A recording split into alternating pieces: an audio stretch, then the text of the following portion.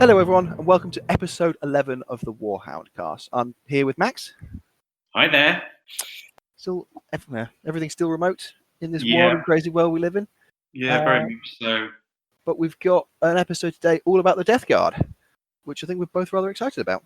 Yeah, definitely. A bit of a recurring theme. I remember waxing lyrical about their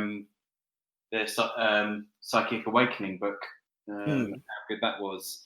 And obviously, a lot of that was a precursor to what we find in here. Not all of it, but certainly some of it. Yeah, that's got to be it's probably got to be the least amount of time since getting quite a hefty bunch of rules in Psychic Awakening to getting a new book.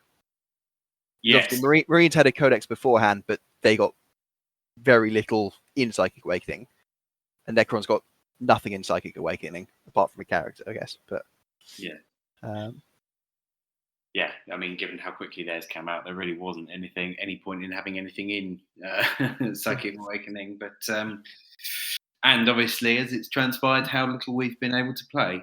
Yes, I don't think I played Death Guard at a tournament, or against Death Guard at a tournament,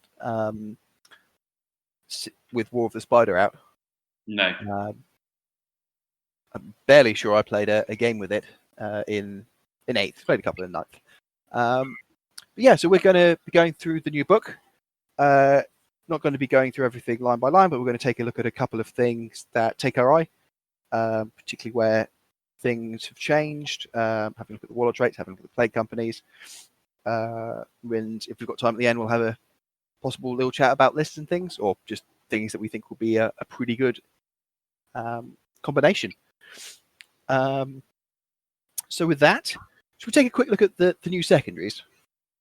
Yeah, definitely. I mean, they're certainly not as strong as it's the Space Marine one that is literally an auto take because you're pretty much guaranteed 15 points every time. Yeah, like don't fail a morale, don't fall back and kill something or whatever it is.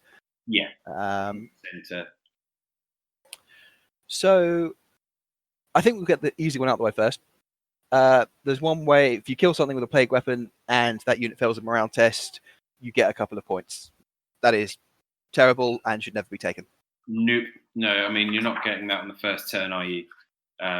Unless you've got a very shooty list, which is probably quite hard in Death Guard, and you need to get it every turn to get 15 points. So you're immediately, I think, making life very hard for yourself. Because how many units are you going to get to fail morale? And not only, well, actually, you have to kill them in combat as well. Yeah, it's capped at once a round as well, so you can't even get 2 or 3 units to fail and bulk up on them.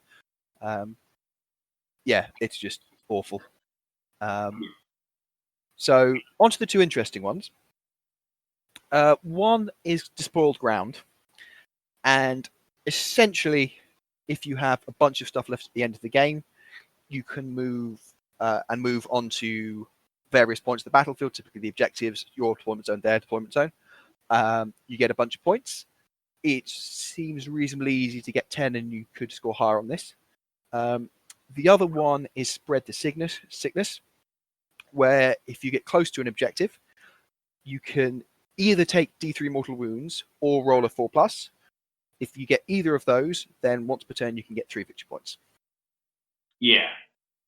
I mean, both have their pros and cons in my view, but yeah, I mean, Spread the Sickness. I mean, if you've got a lot of poxwalkers, great. But I also think it needs to be in the right mission. If it's a mission with only 4 or 5 objectives, I'm trying to think what the lowest number of objectives is. But it's going to be a lot harder because you need to tag every single objective on the field and not have anyone with engagement range. But if it's a mission where there are more objectives, what's the max? 6? 6, yeah. Yeah, I think this one has a lot more potential in a 6 objective game. Yeah, especially in a lot of the 6, you've got 2 in your deployment zone and 2 halfway. Yeah, so it's not that hard to find a turn where you can do this. Yeah, exactly. It's gonna be a lot easier to get 4, say, and then you're getting 12 points, and that's a reasonably good return on a secondary. But I think you make life hard for yourself. I mean, unless you've got loads of poxwalkers in your list. But again, they're slow, so are they going to be getting to every objective and staying there? And also, it can be quite an elite army, so realistically, you're not going to risk rolling the 4 up because if you fail it, then because you can only do it once per turn, you can't try and do it on another unit. So that you're going to take the mortal wounds every time. And I wonder if, unless it's with poxwalkers, doing it on your plague marines a valuable use of their time. So you could do it with characters, because a lot of the times they're either alive or dead. So taking D3 on a character like a plague surgeon, especially where you can heal himself, isn't the end of the world. It is just a unit. It's not like an infantry unit or anything. So, it is an infantry unit, but it's obviously they still apply. This is fine. I think it's a nice option to have. I don't think you build planning to take this. Or Poxwalker is pretty good, so you might incidentally take this if you're really struggling. But I don't think it's something you're going to take every game. Yeah. It depends on the matchup. If you're playing against something aggressive that wants to get into the middle of the board with you, I really don't think it's great. If it's an army that is going to be a bit more hesitant, if it's a Tau army looking to try and shoot you off the board the first couple of turns, then it's probably not a bad secondary to be going for, because they're not necessarily going to be pushing up onto the sort of midfield objectives for fear of getting just absolutely obliterated off them early doors. So yeah, it's a situational one. Battlefield supremacy relies on you having quite a lot left at the end of the game, and I don't know how. I think if you're taking Mortarion, and we'll probably get on to him later, and he's absorbing a lot of your enemy's kind of firepower and their interest in you, then you're potentially going to have quite a few assets left on the board at the end of the game.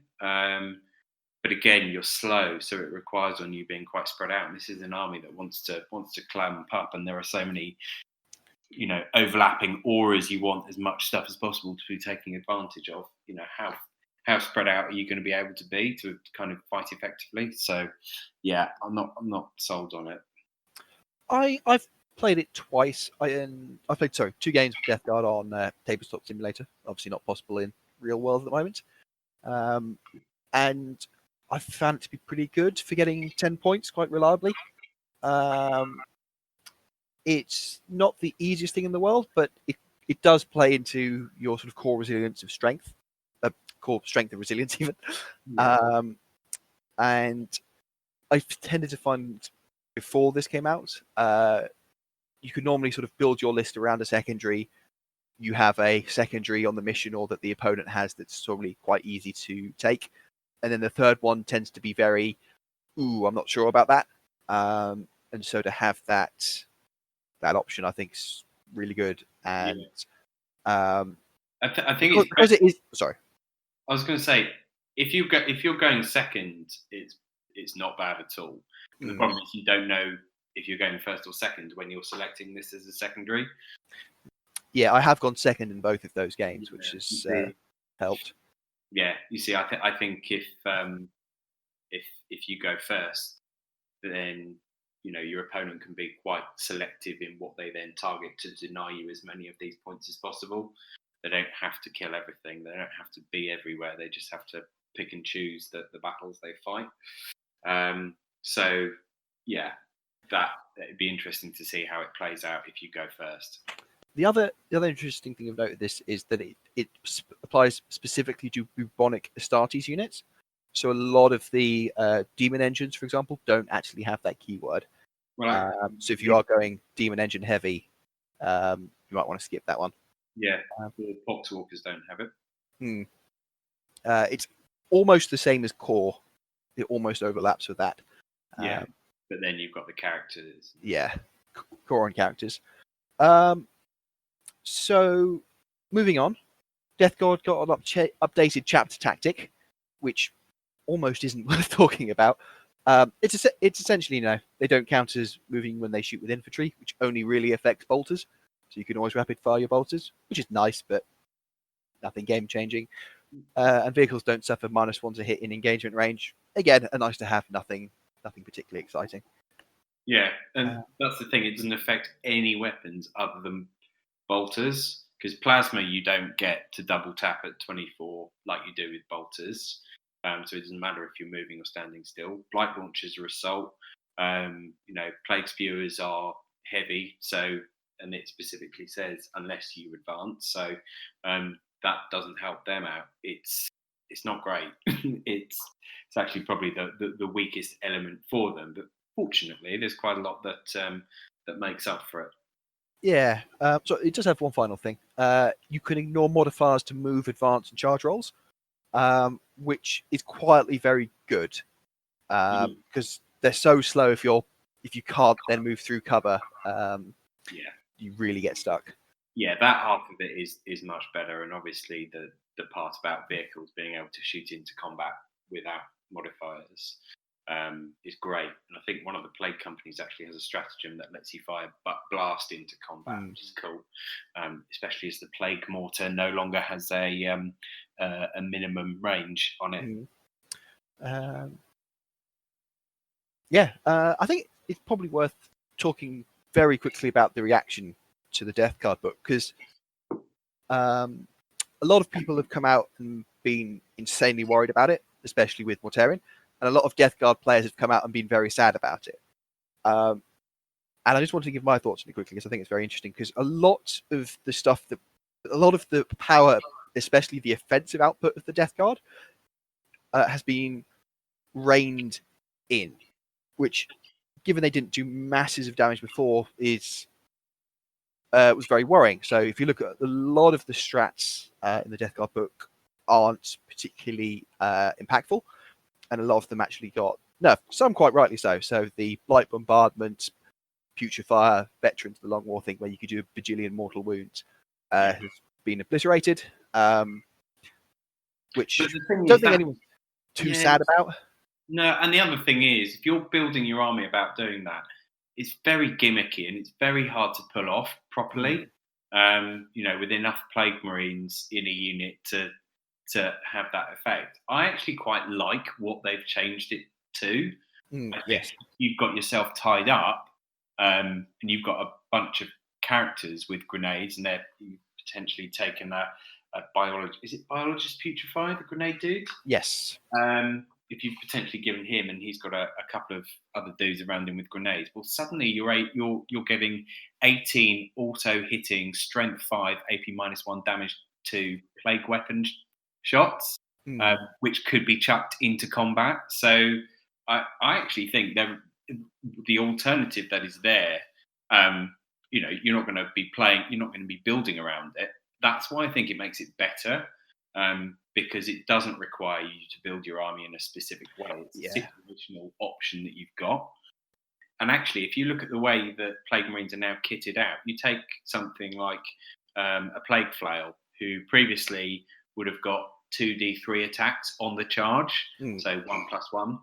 Now, because he's also got a Plague Knife, his attacks characteristic goes to 3, and the Plague Flail is now 2 attacks per 1 attack. So you're getting 6 every time. So yes, the Plague Flail has gone down a pip of strength, but also you've now got Contagion, so it's basically on par.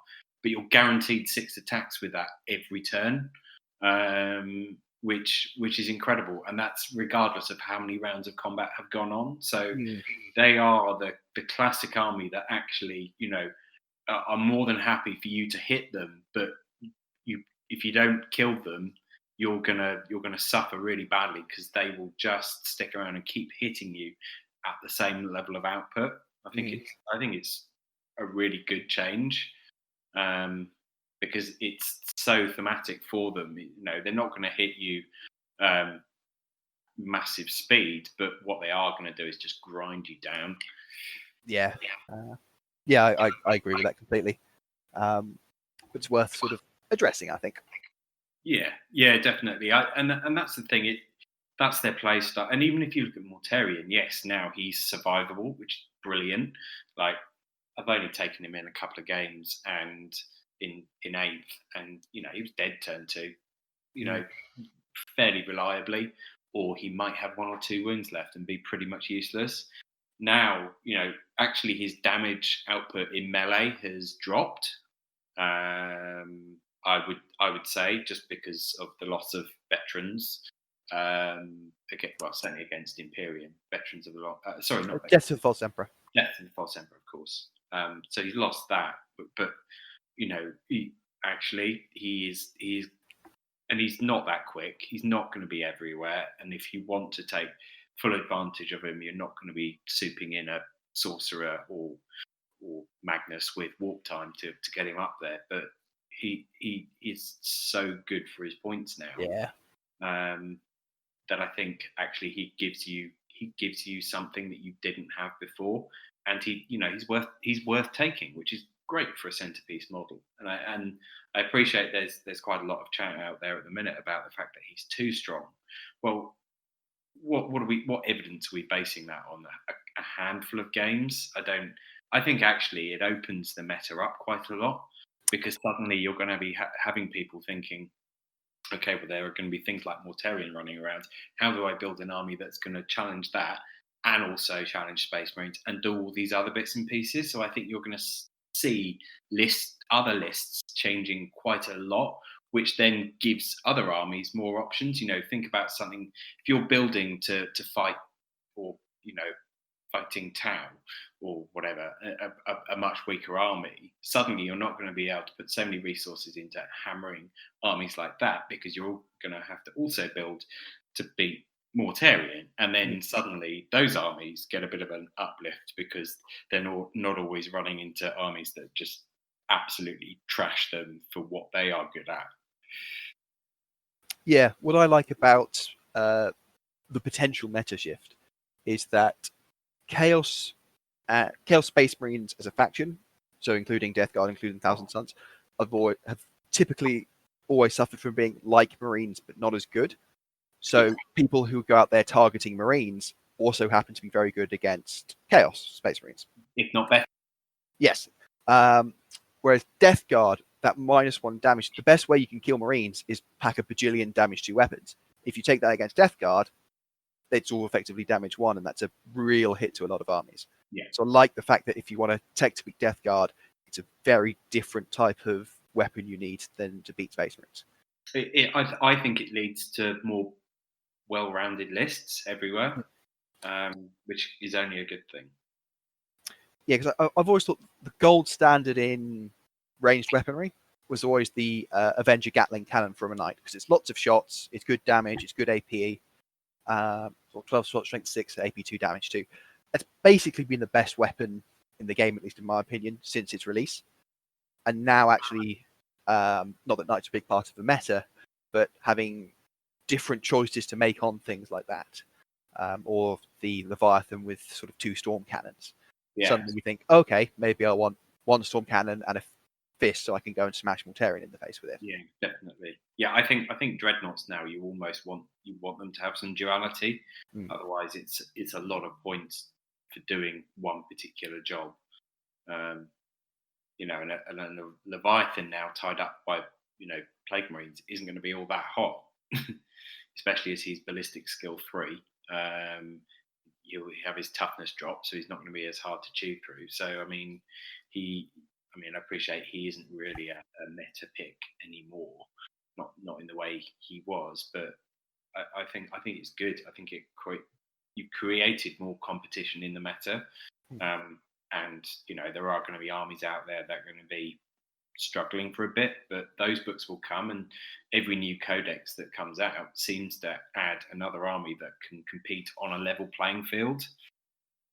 Yeah, because I really want to see like sort of 2 weeks ahead in time or whatever when the 9th edition books are all fighting each other, because I imagine the sort of the competitiveness between Death Guard, Necrons, and Space Marines all looks really good. Space Marines do have a much wider array of options than the other two.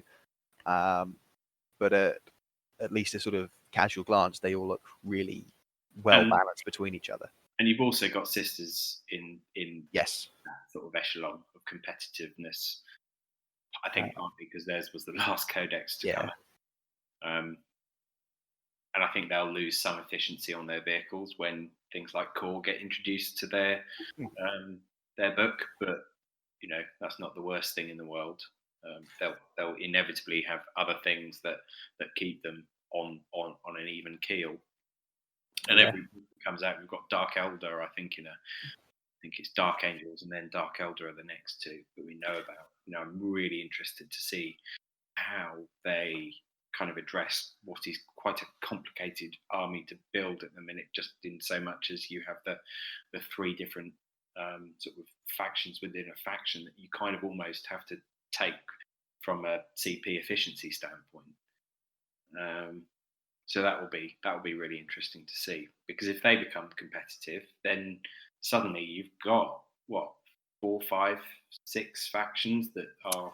Well, Demons and Harlequins are doing very well as well at the moment, so it's exactly, and suddenly you're then sort of, half the meta is quite varied and quite diverse. So I think we're not far away from being in a pretty fascinating place. Yeah, especially when like Orcs and AdMech probably aren't quite in that same tier, but they're bloody close to it. Well, AdMech again, they're very strong. So it can only be a good. Every book that comes out, suddenly it's like, okay, well, there's less and less stuff that's been left behind. And to be honest, hardly anyone's playing at the minute anyway. So if they can get, a couple more books out between now and the end of lockdown, I think most people will be a lot happier. Yeah, that first post-lockdown tournament is going to be really interesting. First big one.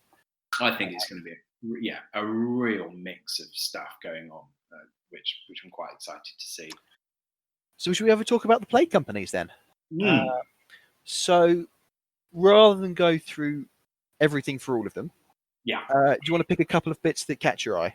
Yeah, definitely. I think there are a couple of.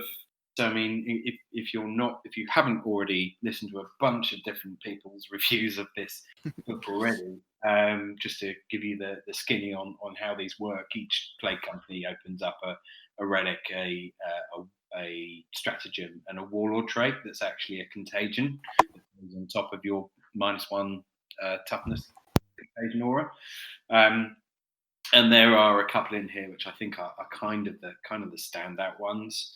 The strongest one, in my view, is probably Mortarian's Anvil, which basically, if an enemy is within contagion range of this unit, and to be clear, it's just the Warlord that has this contagion, although there is a strat to then put that contagion on another unit and boost the range of the contagion aura on that unit by basically 3 inches, move it up a turn, which is cool.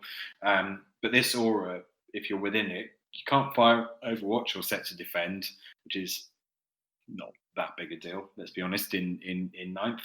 But its second ability is absolute fire. So each time a model in that enemy unit makes an attack, the hit roll and the wound roll cannot be re-rolled, which is incredible. If you think about things like Space Marines that have, that generally rely on those re-roll bubbles, those support characters that give them that efficiency, taking that away is just incredible. And if you have it on Mortarian, he's got a 9-inch aura of that for the whole game, which, well, in a circle from his base, which is pretty big. That's 18 inches plus the width of his base circumference, which is a big part of the board. And there's a psychic power to boost that by 3 inches. So suddenly that's a 24 plus his base circle in the middle of the board. That's just taking away so much efficiency. It's incredible.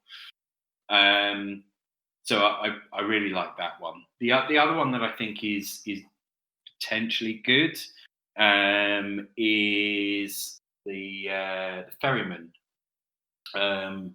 And their contagion warlord trait, the droning, basically halves enemy's move characteristic until the end of the phase, which actually, again on Mortarion, if you've got stuff that an opponent that wants to spread out, if it's a quick army, really keeping them within sort of striking distance is incredibly powerful. It stops them, hooning after objectives. It stops them from getting out of, your existing contagion range. I think it's great.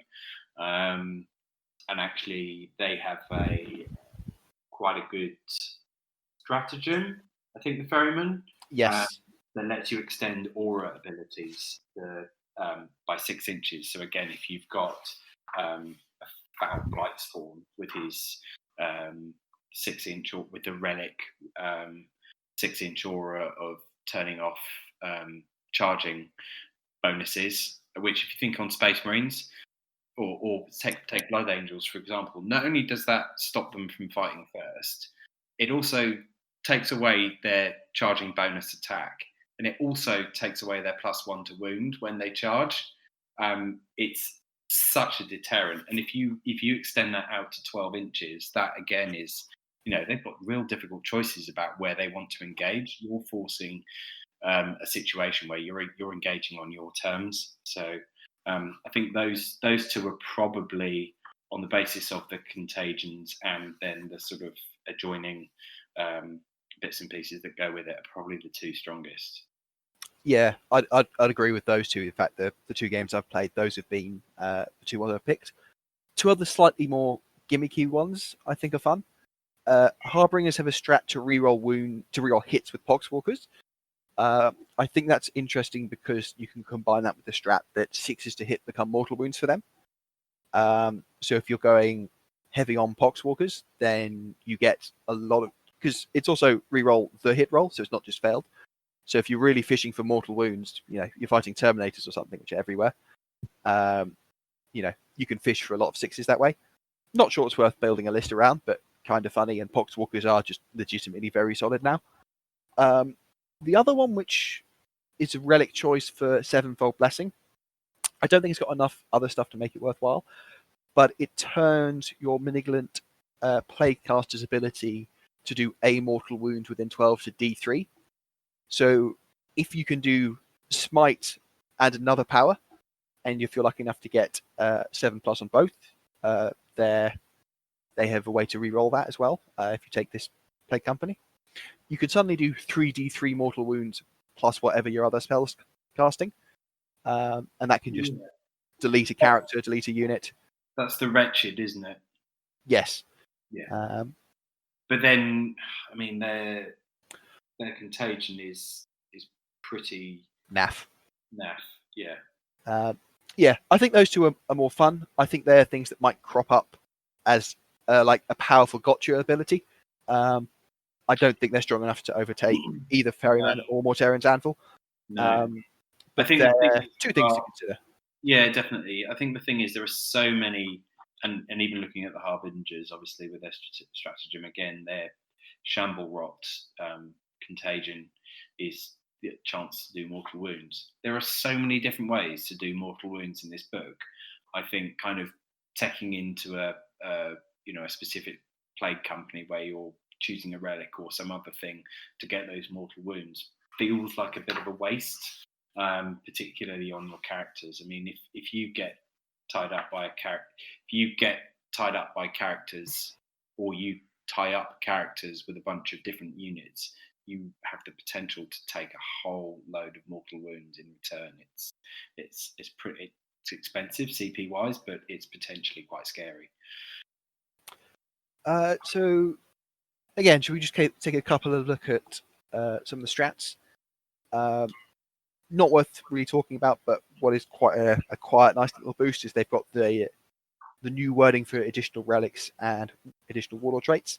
Yeah. Which is a really nice sort of quality of life thing. If you want to take a bunch of relics before, it was going to cost you quite a lot of CP. It's less now, and they never. Well, they got in War of the Spider. They got a way to get additional warlord traits, but those are 2 nice little minor quality of life things to have. Yeah, probably with stratagems, the one thing to point out, a lot of the strats in War of the Spider, things like the ability to put disgustingly resilient on some of your characters that didn't already have it, So lords and sorcerers, they have that now baked into their stat line. Lords of Contagion, Lords of Virulence, who didn't have the reroll 1 that you had to pay a CP for. Cool, that was tragic. No. we won't go there. That was just bad. Though. That's now baked into their data sheet. Entropy cannons, they're now plague weapons. They're now damage 3 plus D3 basic. So again, a lot of the CP you were spending probably at the end of 8th, you now no longer have to worry about spending because all of that stuff is baked in. Great. Which therefore, I mean, the fact there are as many stratagems as there are is pretty cool. Yeah. Any particular favourites? The one I've used most often, it's not particularly flashy, it's just very solid. It's just +1 to hit on a Terminator unit. There are lots of Terminator units. I haven't really used it at range because it tends just to be bolter shots, incidental fire. But +1 to hit in combat is just, for ACP, it's just very solid. Especially when you're quite often wounding on quite low values, you can just make your attacks very, very reliable. Yeah, I mean, with Death Shroud, if they're doing their heavy attack, which makes them -1 to hit, their weapon skill 2, so you bump them back to that 2 up, which is awesome. Yeah, so one of the strats I really like is Diseased Effluence. It's a little tough to use in that you use it in your command phase, and one of your non-demon characters has to be within engagement range of an enemy model. You take a mortal wound, and then that unit takes 2d3 mortal wounds, only 1d3 if it's a character. It's quite a good going rate for mortal wounds, and the fact that you do a mortal wound to yourself, I've found to be quite a nice thing for people who have been surrounding characters, and then I just blow them up.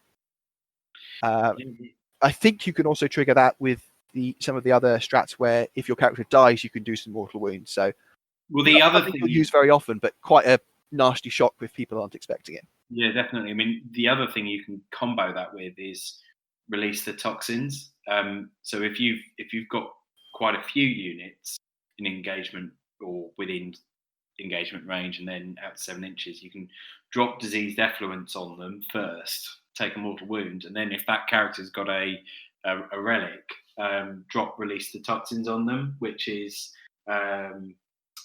each unit within 7 inches of the model on a 2 to 5 they suffer a mortal wound, and then on a 6 they suffer D3 mortal wounds. So suddenly you haven't even gotten out of your command phase, and you have potentially freed up some movement lanes or what have you. I think if you've got the CP to burn and you're neck deep in the enemy, then suddenly dropping those 2 strats together could be pretty filthy. Yeah, it's quite expensive, both in CP and potentially your own model cost. Well, it's only on Disease Effluence. Two on the toxins though. No, it doesn't cost you any mortal. You don't take any mortal wounds. Yeah, sorry. Yeah, it's 2 CP though. I don't think it's a combo you'll use that often.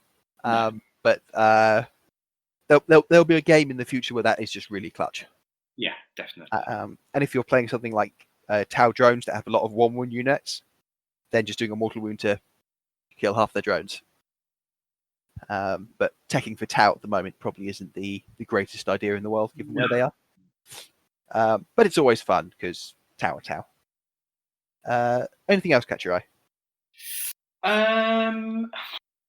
Again, there are lots of different options depending on how you build. There's obviously a really cool one in here if you've got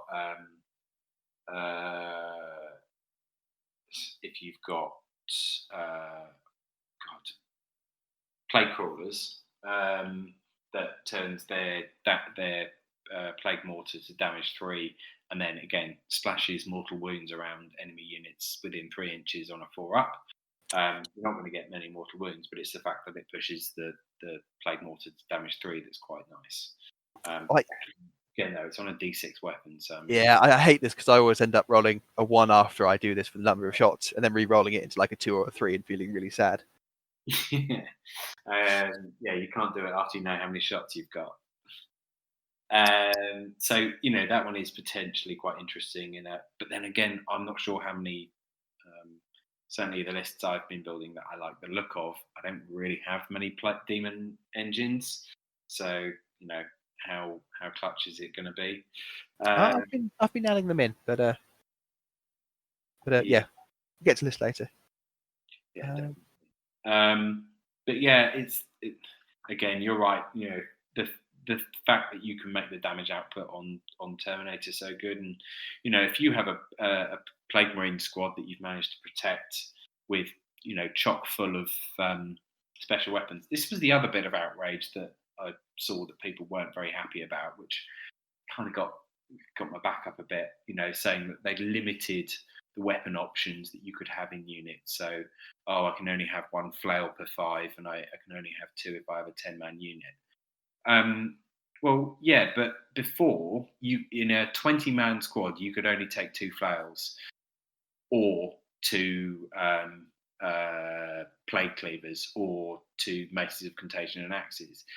2 out of those 3 different weapon options in a 20-man unit. Now, in a 10-man unit, you can take 2 of each of those. So yes, I get that it's a lot of different weapon options, which is potentially a bit of a pain from rolling. But you can actually have a much more deadly close combat unit than you could before. Especially with Haze of Corruption, which lets you spill over the damage on all of those plague weapons. So then you're losing 0 efficiency, regardless of whether you're going into 1 wound, 2 wound, 3 wound models. If you've got that many plague weapons in the unit, I think that's incredibly powerful. Yeah, you can, if you want to create a really nasty melee Plague Marine unit, you can absolutely go to town on them. You could have 2 with axes, 2 with axes and maces, 2 with flails, 2 with plague cleavers, and then you've got 1 extra dude who's just basic. You could give him double plague knives if you really fancied it, and then the champion, again, you could give him a power fist. That's pretty much every single dude in that unit, armed to the teeth with close combat weapons. So if you still want to do that, you can totally do that. It's very expensive. I think it's about 290 points to properly kit out a unit. And the same is with the shooting. Before you could get 2 blight launchers and a plasma gun, or 3 plasma guns in a 5-man unit. Now in a 10-man unit, you could get 3 plasma guns and 2 blight launchers, and even a plague sprayer as well. So you can really, really go big on it. Yeah, again, it's another side grade to Death Guard, which people that are used to it being one very particular way might dislike. I don't think it's really a buff or a negative. I don't think having that many melee weapons in a Plague Marine squad is necessarily good. No. But dear Lord, if you charge something with that and use all the straps on them, that's going to kill a lot of stuff. Well, and that's the only slight issue, I think. And I think with going with big squads, certainly things like Terminators, you probably want them keep them as small squads, because a lot of the stuff that they're going to hit, if it's a big squad, they'll probably overkill it. Especially if you drop a couple of stratagems on them. So I think you want more assets. So I think with Terminators, I'm probably going to stick to 5-man, both for Blight Lord and Death Shroud.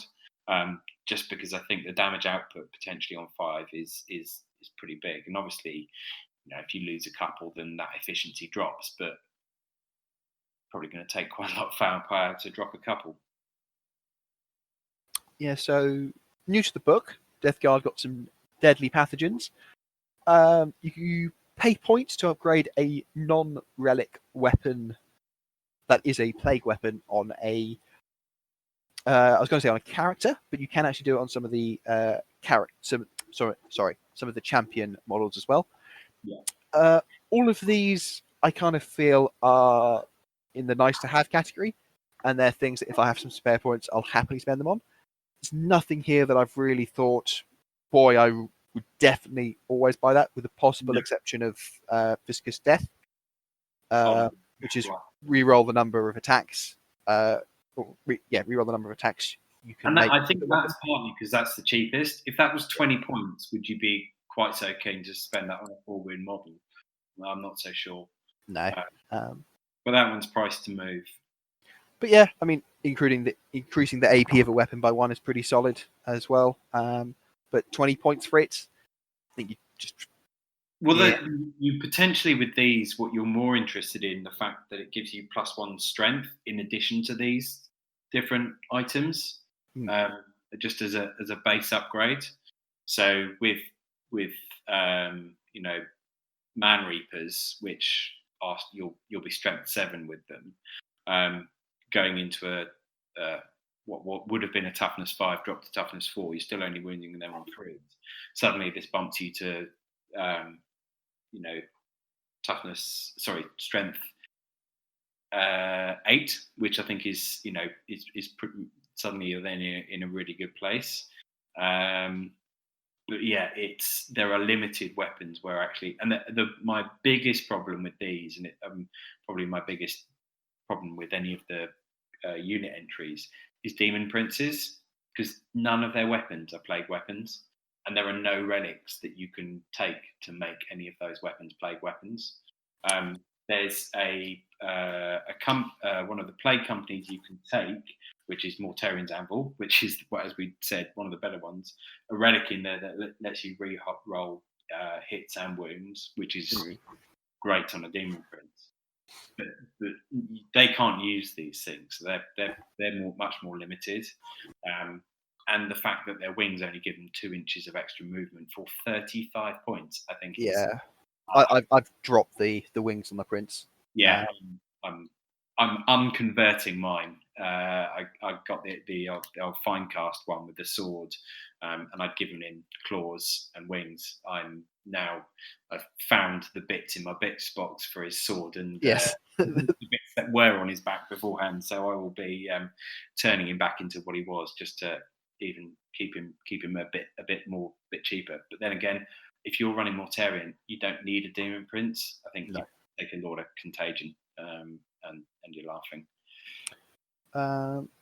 So we've got Warlord traits next. Mortarion has 3 of them plus a bonus one, which is awesome. Most of them make your characters tougher. Yeah. 3 of them do that. One of them does some mortal wounds on things, which is probably something you'll never take. Archer Contaminator is back in a slightly weaker format, but it's still pretty good. It's harder to use for ranged weapons and effects. The most interesting one, I think, is Living Plague. Yep. Which is while an enemy unit is within 3 of the Warlord, this unit cannot be affected by aura abilities of units from your opposing army. It doesn't apply on psychic effects, so you can't stop Doom that way. But yeah, especially considering that you can buff this up potentially to 12 inches if you took the 3-inch bonus range to aura relic, and you were ferryman. Yeah, you couldn't buff it, the range of it on Mortarion, but if you didn't have Mortarion and you were running someone with this, and like you say in the ferryman, then that would be a pretty nasty or a turn off ability. Think about that going to Space Marines around an apothecary. Goodbye, 6-up, feel no pain. Yeah, and at the same time, probably could buy all those Chapter Master rerolls that they've put on the units. Exactly. Yeah, it's just a really powerful tool to have in the arsenal. The close range is a little bit of a shame, but it's still really good. Anything else you want to take a look at? There's not really anything. I mean, Mortarion gets revoltingly resilient. So Mortarion gets a 5-up feel no pain from revoltingly resilient. Archer Contaminator is the same as it was before, but worse because it doesn't affect ranged weapons over 12 inches, and also only melee. Great. Shooting, not so much. Allow me to be massively shooty. The others are cool again, and Rotten Constitution. I think Rotten Constitution, which is +1 toughness, and then ignores AP -1 or 2 on anything in Terminator armor, is fantastic, because you're going to be getting a 2-up against anything, and also your T6, the psychic power on to keep making T7. I'm not sure when that would ever be necessary. Yeah, definitely. So yeah, most of these are pretty good. Do you want to pick a relic then? Oh, do I want to pick a relic? I've got to find the page again. So we've talked about it before, but on the foul blightspawn, you're gonna probably take revolting stench vats Yes. to give him that 6-inch bubble of enemies don't count as charging. And the wording's really specific on it, which is great, I think. While an enemy unit is within 6 inches of barrier, the unit cannot make use of any rules that allow it to fight first and never counts as having made a charge move this turn, irrespective of any abilities that unit may have. It is crystal clear that it completely messes with you. I think it's brilliant. I think that's basically, if you're taking him, you're taking this relic. Yeah. And the weapon ones are nice. I think they're cool again. But again, are you going to spend a CP on this if you're already taking revolting stench vats on your foul blightspawn and potentially Fugaris's helm on something with an aura that you want to extend that as far as possible? I'm not convinced. Yeah, I think stench vats is something you will see probably in every Death Guard list. Certainly everyone that has a Blightspawn. Yeah. I think this relic is powerful enough that you always take a Blightspawn. Yeah. The others are all good and solid. You could certainly make a case for any of them. But separating plate has got worse. I think the only reason you take this is to put a 2 up on a Prince. On a prince.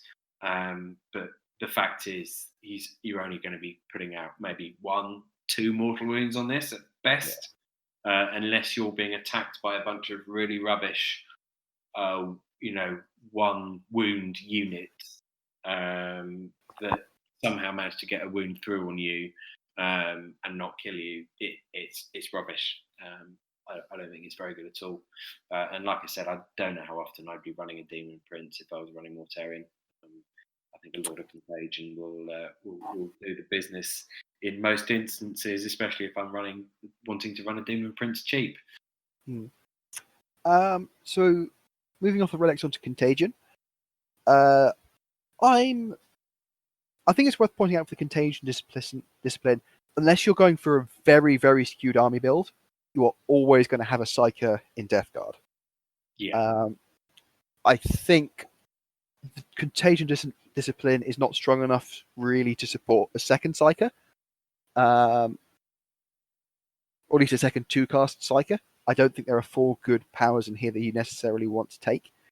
So I found when I've been building lists, if I'm having Mortarion, I really want to avoid taking a battalion so I can avoid taking a second Psyker.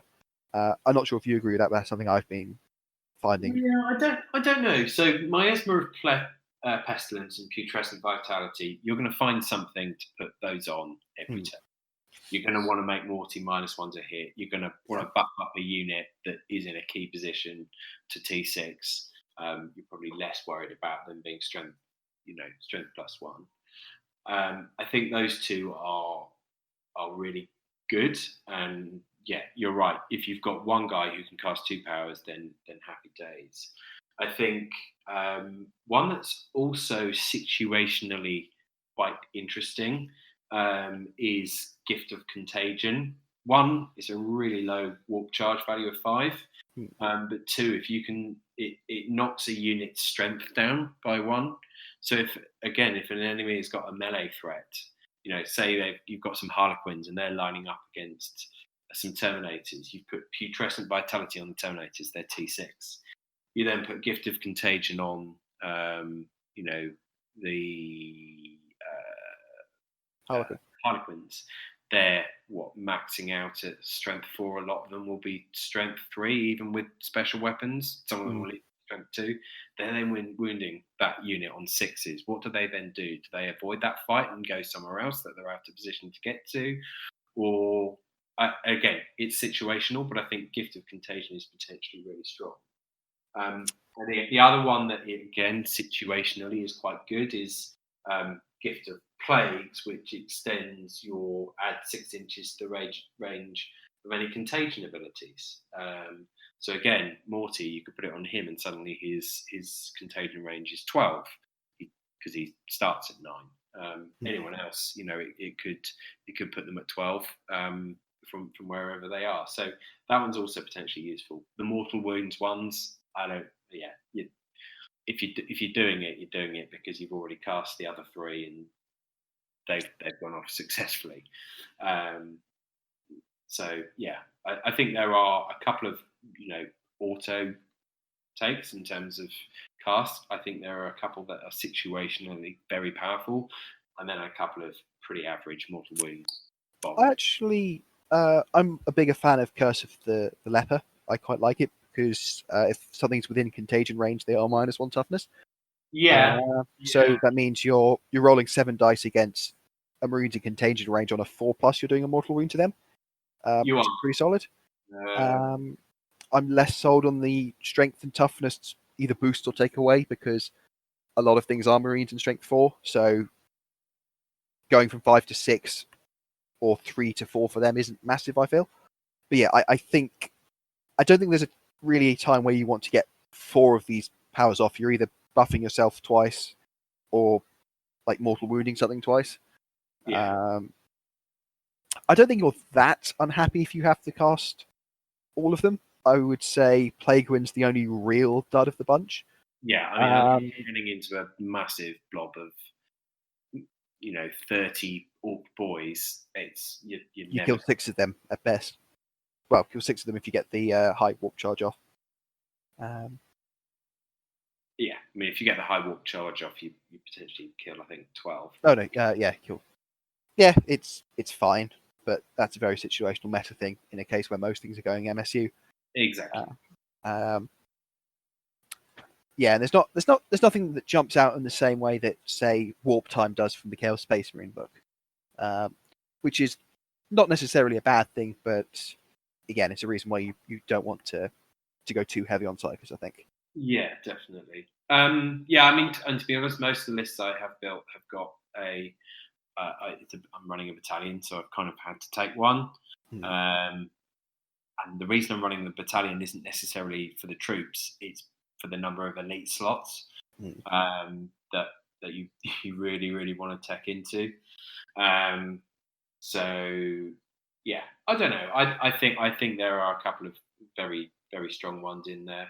I mean, what I also like is potentially a bit of a nod to what we might see in the future, and the fact that different different casting values get you bonuses. So, for example, each time if you no, sorry, not Miasma of Pestilence. So, Gift of Contagion, so the one we were talking about, which makes you then -1 strength. If you cast it on an 8+, there are also 1 less attack characteristic on that models in that unit. So again, on a big unit of Harlequins, making everyone in there 1 less attack, 1 less strength, you are completely neutering that unit. And then maybe you focus your attention on something else because you don't have to worry about them so much for a turn. Yeah, if that was actually the other way around, you lost the attack first, and then the bonus was the strength and power. There's a bunch of Crusade stuff in this book. I haven't looked at it. No. Have you? No, it technically exists, and the stuff in there looks kind of cool, but I haven't. Can't even play a normal game, so I'm not worrying myself with Crusade at the minute. So I think 2 things before we start chatting about the units. One is just mentioning the Infernal Jealousy rule, which means that you can only have 1 Lord of the Death Guard, which is equivalent of Chaos Lord equivalent in the detachment.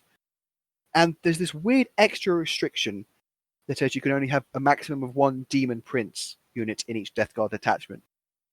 That, however, it has the keyword that they reference in the previous thing, so it actually says the same thing twice. Which makes me wonder if the Demon Prince isn't meant to have that original keyword and you could take a Demon Prince and a Chaos Lord. But, at time of publication, you can't. Yeah, because otherwise, what's the point of the second rule? Yes, unless they just want to be really super clear. Because it's not even like in the same army, it specifically mentions detachments for both abilities. Yeah. Which is odd. I don't mind that. It's a continuation of what we saw in the Necron and the Space Marine codexes. It stops people spamming future Smash captains or whatever. Yeah, I've got 3 Lord Discordants painted up. I'm pretty sure that's going to be redundant. Not that I've been tempted to try that in 3 of them. No. But final thing before we get to the units is just the Contagions of Nurgle ability, which is the Death Guard equivalent of Doctrines. Yeah. How could I forget Doctrines? It's not quite as good, but it's still really good. So when you're within a containment range, which will either be 1, 3, 6, or 9, depending on which battle round it is, the enemy unit suffers -1 toughness. And this is just brilliant. Well, it's really good. A lot of Death Guard stuff is also sort of strength 5 or 7, which has always been a bit frustrating in the past. But when you get that -1 toughness on them, it really makes a difference. I've noticed, even in the 2 games I've played. Yeah, it's just great. Yeah, no, I think it is good, and there's lots of ways to manipulate that range out to 12. There are a couple of characters that start with it at an extended range. The Lord of Contagion adds 3 inches to his contagion range to a maximum of 12. Mortarion starts off in turn 4, so he starts off at 9 inches, which is the maximum, unless you get buffs on it, like you would from Lord of Contagion. There's a war gear option on Death Shroud Terminators to give them +3 inches. So, in a lot of different situations, it's almost as good as Blood Angels +1 to wound, particularly in combat, which is great. And bolters. Okay, their bolters don't have the AP, but going into regular Space Marines, they're then wounding them on 3s, or aggressors, they're wounding them on 4s. So you suddenly get a lot more efficiency out of really basic weapons, and then a huge amount of efficiency out of their better weapons, particularly in combat. Yeah, I think combat's where it really shines. You can really buff the heck out of Death Guard bolters if you want to, but you can't get around the fact that their AP dash, maybe AP 1 in very particular circumstances, damage 1. Yeah. So if you're, I think they can shoot through hordes really well, but they do